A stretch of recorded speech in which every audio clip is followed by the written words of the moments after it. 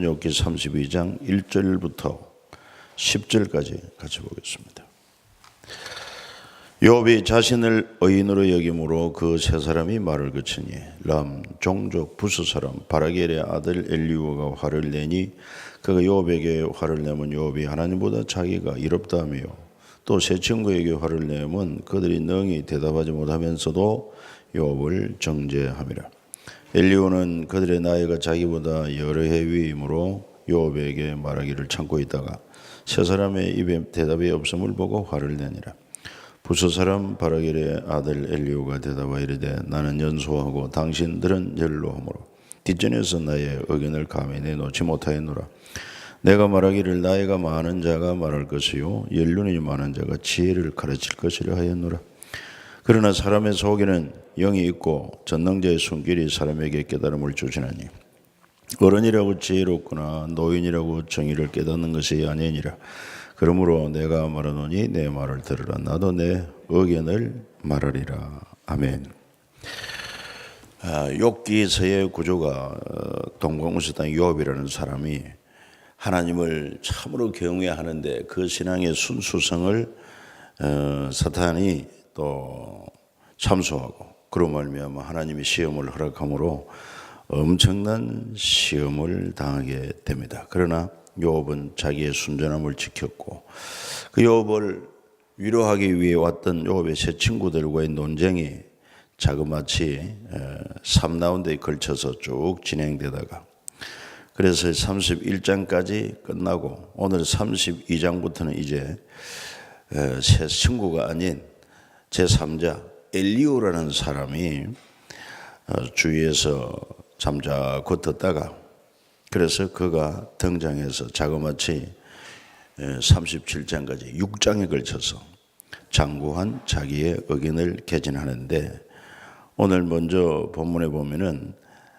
소개가 나옵니다. 2절에 람 종족 부스 사람 바라겔의 아들이다 그랬는데 이 부스 사람이라고 하는 것을 창세기 2장에 가서 보면은 아브라함 조카 부스의 후손이 바로 바라겔이다 하는 것도 알 수가 있습니다. 그러니까 이 욥기서가 어느 시대를 배경하는 얘기냐면은 바로 창세기 때, 창세기 족장 시대 때에 있었던 그런 사건이다 하는 것을 알 수가 있습니다. 특별히 족장 시대에 그 아버지가 참 제사장 노릇을 한 것처럼 그리고 모두 목 취급을 한 것처럼 그리고 여기 나오는 인물들이 바로 이 창세기에 나오는 인물들과 이렇게 연결되는 분들이 많기 때문에 창세기 족장 시대 때 아브라함 이후에 기록되었다 이렇게 보는 이유가 거기 있는 것입니다. 그래서 그는 지금까지 욥과 세 친구들의 그런 변론을 쭉 듣고 있는 가운데 끝까지 참고 있다가 이제 더 이상 그들의 대화가 없는 것을 보고 등장해가지고 먼저 욥을 향하여 책망을 합니다. 자신을 끝까지 의인이라고 고집하는 그 욥을 향해서 화를 내고 그 다음에 또 세 친구를 향해서도 욥의 말에 능히 대답하지도 못하면서 욥을 일방적으로 정죄하고 있는 것에 대해서 역시 또한 화를 내고 있음을 볼 수가 있습니다. 그러면서 그는 이렇게 말합니다. 지금까지는 연륜이 높은 당신들이 말하도록 기다렸지만은 그러나 이제 더 이상 여러분들이 할 말이 없으니까 나도 말하겠다 하면서 8절 10절에 이런 말씀이 나오죠. 한번 같이 읽어봅니다. 그러나 사람의 속에는 영이 있고 전능자의 손길이 사람에게 깨달음을 주시나니 어린이라고 지혜롭거나 노인이라고 정의를 깨닫는 것이 아니니라. 그러므로 내가 말하노니 내 말을 들으라. 나도 내 의견을 말하리라. 이렇게 말하고 있어요. 이게 무슨 얘기냐 하면은 이 엘리후는 자신 속에 하나님의 영이 있다는 것입니다. 이 대단한 신학적인 그런 고백이 아닐 수가 없어요. 우리에게 영이 있죠. 보혜사 성령이 함께 계신단 말이죠. 그리고 전능자의 손길이 사람에게 깨달음을 주신다. 역시 손길이나 영이나 같은 뜻입니다.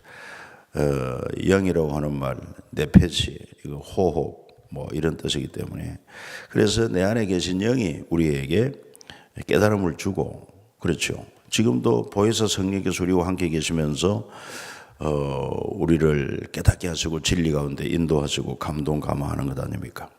그렇기 때문에 진정한 지혜는 어른이고 나이가 많다고 해서 특별한 것이 아니라 바로 이 하나님과의 바른 관계에 대해 가지고 탁월한 하나님의 보혜사 성령이 깨닫게 할 때 그 지혜, 그 능력을 당할 자가 없다는 것입니다.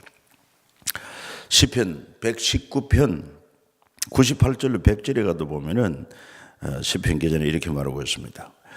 늘 하나님 말씀을 묵상함으로 하나님이 내게 지혜를 주시는데 원수보다 지혜롭고, 또 원수는 어떤 사람입니까? 늘 자나깨나 상대를 피해를 주고 상대에 고통을 주고 이런 자가 원수가 아닙니까? 자나깨나 그 일만 생각하면 아주 악한 원수입니다. 그러나 그런 원수가 있을 때 그와 더불어서 머리 싸움 할 게 없습니다. 그저 내가 최고의 지혜가 되는 하나님을 잘 경외해야 하고 하나님 말씀대로 살면은 그 하나님의 지혜와 능력으로 원수가 당할 수가 없다는 거죠. 그래서 말씀을 묵상하고 살아가면 원수보다 지혜롭고, 그 다음에 두 번째는 이렇게 늘 말씀을 묵상하고 순종해 살면은 스승보다 지혜롭다고 그랬는데, 스승은 앞선 난 자고 많이 배운 자, 지식이 많은 자 아닙니까? 그러니까 우리가 머리로 또 지식을 가지고 그들과 경쟁해서 앞설 수 없지만은, 그러나 오직 하나님을 경외하고 하나님 말씀을 묵상하고 말씀 따라 살기만 하면은 하나님이 지혜를 주셔서 지식 많은 스승보다도 더 지혜롭다 이 말이죠. 또 더 나아가서 세 번째는 노인보다도 명철이 뛰어난다고 그랬어요. 노인은 정말 경험이 풍부합니다. 뭐 산전수전 인생의 모든 그런 삶을 통해서 경험이 풍부하지. 그래서 지혜가 있고 명철이 있지만, 그러나 젊은 자라 할지라도 하나님을 경외하고 또 하나님 말씀을 쫓아 사는 자에게 하나님이 지혜를 주시니까 노인보다도 명철이 뛰어나게 하신다. 그러면 최고의 지혜가 뭡니까? 하나님을 경외하고 하나님 말씀대로 사는 것이 최고의 지혜고 최고의 지식이라고 하는 것입니다. 그래서 오늘 우리가 이 엘리후의 고백을 통해서도 어른이라고 지혜롭고 노인이라고 정의를 깨닫는 것이 아니라 누가 과연 하나님의 영에 깨닫게 하시는 말씀으로 지혜가 있느냐, 그 지혜가 최고다 하는 것을 들을 수 있죠. 그리고는 그는 자기가 의견을 개진하기 위해서 17절에 나는 내 본분대로 대답하고 나도 내 의견을 보이게 내 속에를 말이 가득하니 내 영이 나를 압박합니다. 보라 내 배는 봉한 포도주 통 같고 터지게 된 새 가죽 부대와 같구나. 그러니까 뭐 안에 성령께서 막 깨닫게 하시는데 그냥 견딜 수 없이 말하고 싶은 그런 상태를 말하고 있습니다. 그러면서도 나는 21절에 나는 결코 사람의 낯을 보지 않고 사람에게 영광을 돌리지 않고 또 아첨할 줄을 알지 못함이라. 만일 그리하면 나를 지으시니까 속히 나를 데리어 가시리로다. 그러니까 사람 낯을 봐가면서 말하거나 아첨하는 말은 우리 크리스찬들에게 합당치 않다. 하나님 앞에 하나님만 두려워하고 하나님 앞에 진실되게 또 하나님이 우리에게 주시는 지혜대로 깨닫게 하시는 대로 말하는 것이 중요하다. 그런 것이죠. 그러면서 이제 33장에 가서는 욥에게 내 말을 듣고 내 모든 말에 귀를 기울이기를 원한다. 이렇게 하면서 4절부터 7절을 한번 읽어 주십시오. 33장. 하나님의 영이 나를 지으셨고 전능자의 기운이 나를 살리시느니라. 그대가 할 수 있거든 일어서서 내게 대답하고 내 앞에 진술하라. 나와 그대가 하나님 앞에서 동일하니 나도 흙으로 지었음을 여호선즉 내 위엄으로는 그들을 두렵게 하지 못하고 내 손으로는 그들을 누리지 못하느니라. 무슨 얘기냐면은 나나 욥이나 다 하나님의 피조물이다. 그리고 흙으로 지음받은 자니 나도 욥보다 뛰어난 것은 없다. 중요한 것은 우리 안에 있는 성령께서 하시는 말씀을 하겠다는 것입니다. 그러면서 욥의 지금까지 고백을 들은 것을 평가를 하기를 8절에 그대는 실로 내가 듣는 데서 말하였고 나는 그대 말씀을 들었는데 이러기를 나는 깨끗하여 악인이 아니며 순전하고 불의도 없거늘 참으로 하나님이 나에게 잘못을 찾으시며 나를 자기 원수로 여기사 내 발을 착고에 채우시고 나의 모든 길을 감시하신다 하였나니라. 이렇게 요업이 말한 것을 이제 덜추어내면서 뭐라고 말하느냐 하면은 네가 이 말 한 것은 참으로 잘못된 말이다. 이롭지 못하다. 왜냐하면 하나님은 사람보다 크시기 때문이다. 그리고 하나님께서 우리에게 여러 가지 모양으로 말씀하고 계시다는 것입니다. 14절에 보면은 하나님은 한 번 말씀하시고 다시 말씀하시되 사람이 관심이 없도다. 그래서 하나님께서는 우리에게 말씀하시는 기본이 성경을 통해서 말씀을 하시고 설교를 통해서 선포되는 말씀을 하시고 그 다음에 하나님이 섭리하시는 피조세계나 또는 이 세상에 일어나고 있는 여러 가지 사건 사고 이런 것들을 통해서도 하나님은 우리에게 말씀하고 계시는데 인생이 미련해 가지고 깨닫지를 못한다는 것입니다. 듣지를 못한다는 것입니다. 특별히 우리 크리스찬들은 더더구나 우리에게는 아주 분명한 하나님의 말씀을 들을 수 있도록 성경을 주셨고 또 주의 종을 통해서 선포하는 말씀을 주셨지만은 그러나 미련한 사람들은 성경을 안 읽는다는 것입니다. 읽지를 않아요. 듣기는 들어도 자기 귀에 듣기 좋은 말만 듣고 그렇지 않은 것은 아직 믿지도 않고 무시한다는 것입니다. 그렇기 때문에 하나님의 인도를 받을 수 없다고 하는 거예요. 그래서 하나님은 어떻게 하든지 이렇게 여러 가지 모양으로 말씀을 하셔서 때로는 16절에 사람의 길을 여시고 경고로서 두렵게 하시느니 사람에게 그 행실을 버리게 하려 함이라. 악한 행실을 버리고 교만을 막고 그래서 18절에 사람의 혼을 구덩이에 빠지지 않게 하고 생명을 칼에 맞아 멸망하지 않게 하신다. 때로는 병상의 고통에서 징계를 받기도 하시는데 그 가운데서 하나님과의 관계를 생각하면서 하나님의 뜻을 분별하고 하나님의 뜻이 무엇인가를 찾는 것이 매우 중요한데도 사람들은 그것을 잘 깨닫지 못한다고 하는 것이죠. 그러면서 또 욥의 말에 대해서 아무튼 하나님이 고난을 주시는 것은 욥의 세 친구들은 고난당하는 이유가 전부 죄 때문이다. 욥의 죄 때문이라고 정죄를 했지만은 이 엘리후는 그 고난의 이유가 어떤 원인보다는 목적, 왜 고난을 하나님이 주시느냐 목적이 있단 말이지. 그 목적에 초점을 맞추고 있는 것을 알 수 있습니다. 예를 들어서 29절 말씀 보면 실로 하나님이 사람에게 모든 일을 제삼 행하시면 그들의 영혼을 구덩이에서 이끌어 생명의 빛을 그들에게 비추려 하심이라.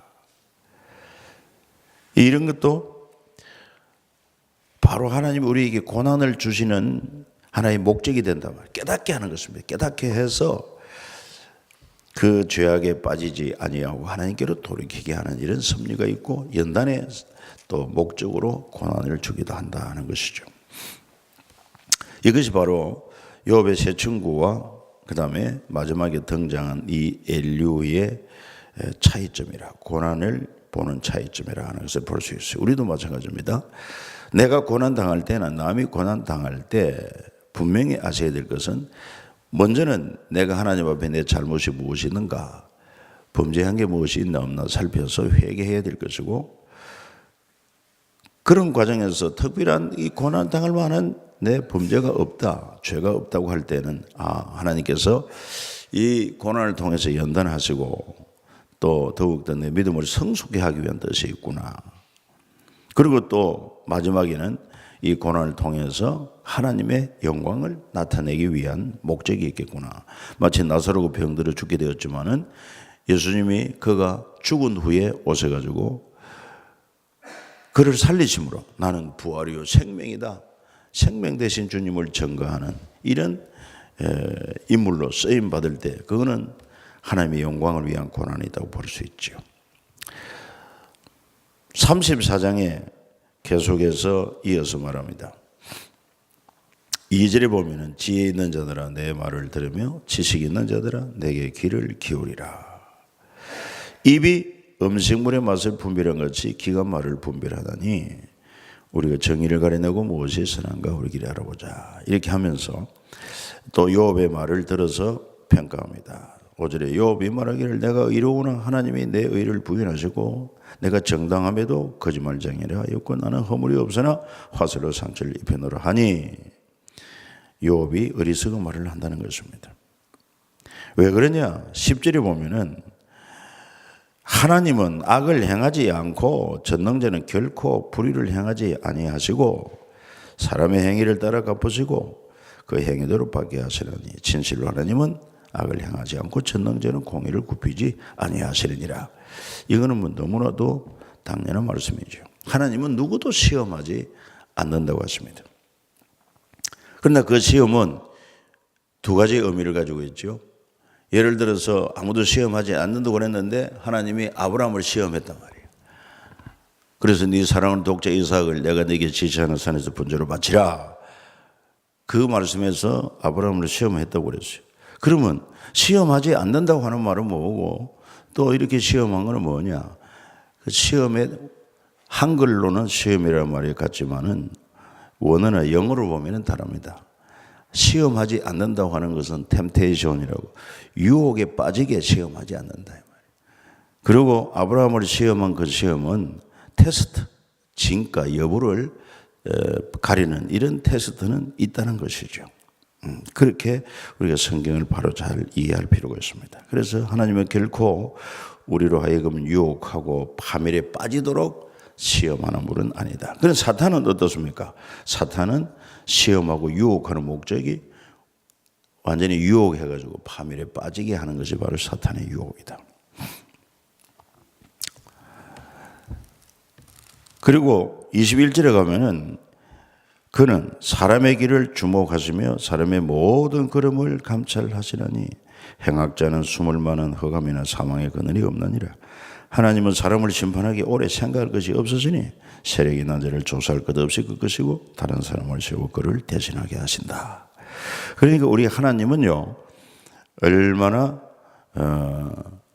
우리 자신들을 행위에 대해서 뭐 마음의 생각부터 입술의 말과 우리 모든 행위를 정확하게 알고 계시기 때문에 그 하나님의 눈길을 피할 자가 아무도 없다. 그리고 하나님이 심판하실 때는 오래 생각할 것도 없다 이 말이에요. 왜? 지금까지 정확하게 보고 계시기 때문에 바로바로 하나님이 심판을 하신다. 우리 이 땅에서는 어떤 사람의 뭐 범죄 혐의가 있으면은 수사를 받고 조사를 받고 진위 여부를 이렇게 가려야 되지만은 마지막 재판장이 그 많은 자료를 가지고 시시비비를 가려야 되지만은 영원한 재판장 대신 하나님 그럴 필요가 없어요. 바로 그냥 심판이 가능하신 분이다. 너무나도 정확하고 알게 계시기 때문에 그렇지.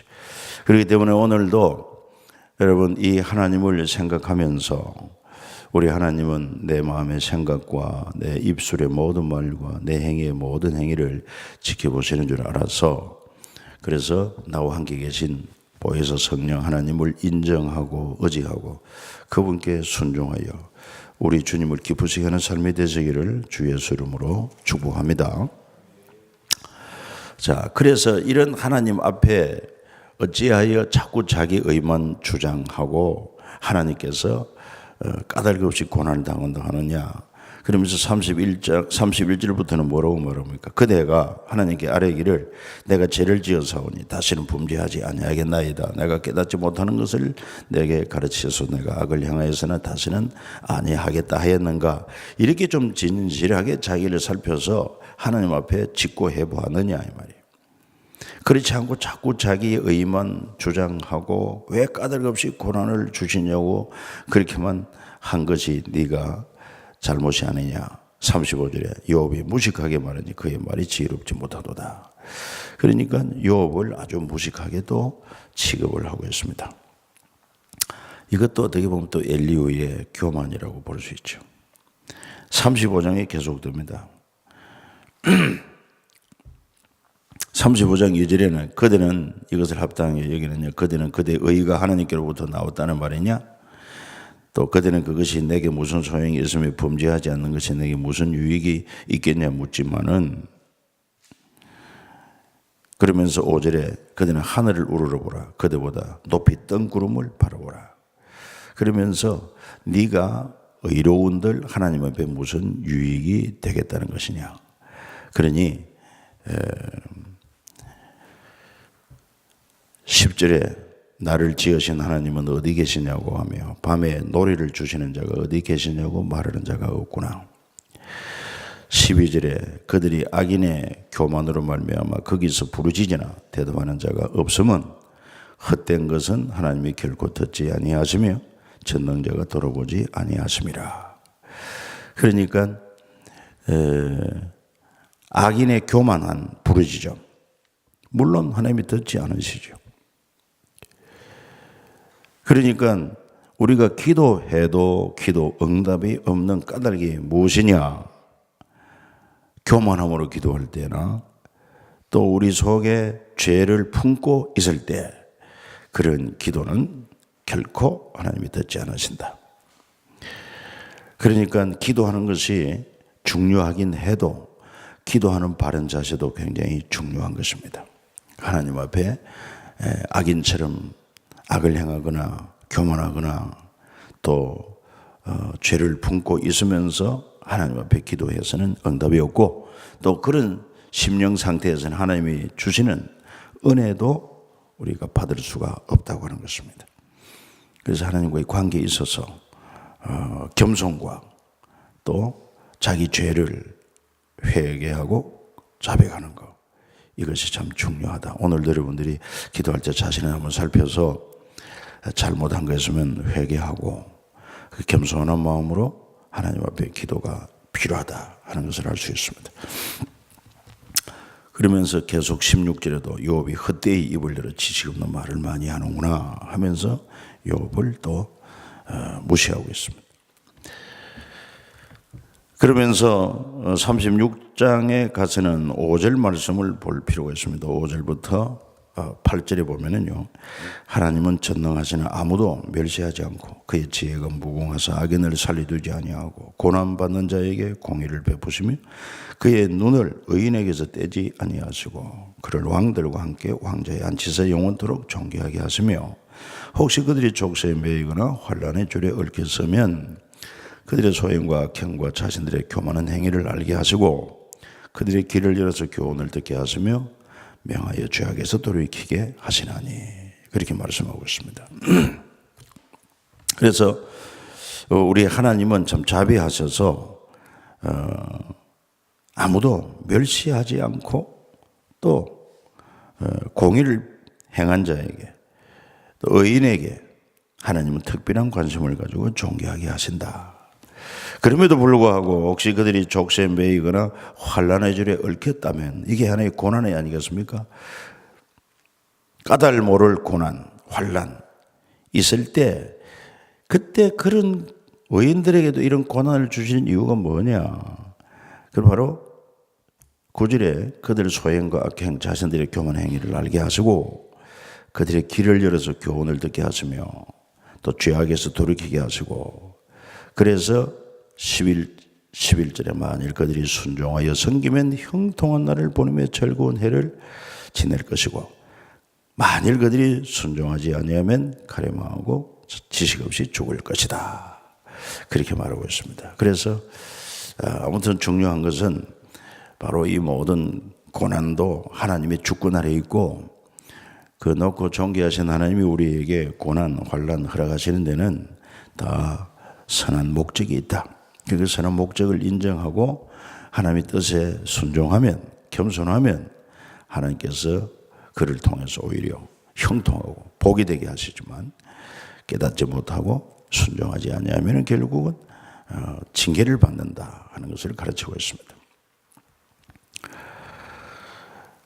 그러면서 특히 우리가 어려움을 당할 때 삼가해야 될 자세 18절에 보면은 그들은 분노하지 않도록 조심하라.